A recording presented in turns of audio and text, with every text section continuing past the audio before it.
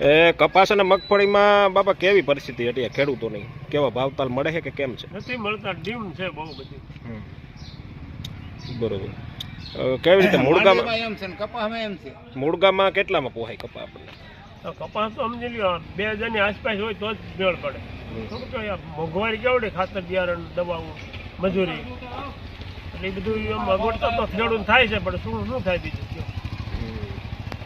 મુશ્કેલી તો છે, નાના માણસોને ખેડૂતને બધાને મુશ્કેલી છે, અને બધા સમજે છે, મોટા સમજે છે, નાના સમજે છે, પણ અટાણ હાલે છે, તંત્ર સારું છે. આ ટેકાના ભાવે માંડવી ગઈ 200-250 રૂપિયા મણે વધારે આવ્યા, તો એમાંથી કાંઈ ખેડૂતોને થોડીક રાહત થઈ ખરી? એ તો ફાયદા વાળું કહેવાય ને, હોય તો કેવું પડે ને, તો ફાયદો જ છે, સારામાં સારું જ છે. બાપા ખાતરના ભાવ બહુ વધી ગયા, 1700 રૂપિયા. ખાતરના ભાવ વધી ગયા છે, બિયારણ દવાઓ મજૂરી ખેતી ખર્ચો. બરોબર.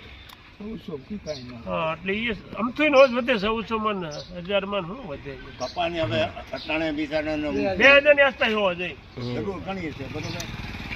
મગફળીના કેટલા હોય તો આપણને? 1600 રૂપિયા મગફળીના તો આટાણા જે યાર્ડમાં આમાં આવે છે એ બરાબર છે, ટેકામાં આવે છે એ ભાવ તો બરાબર ગણાય, પણ પાછળના ભાવ નથી આવતા એની વાત.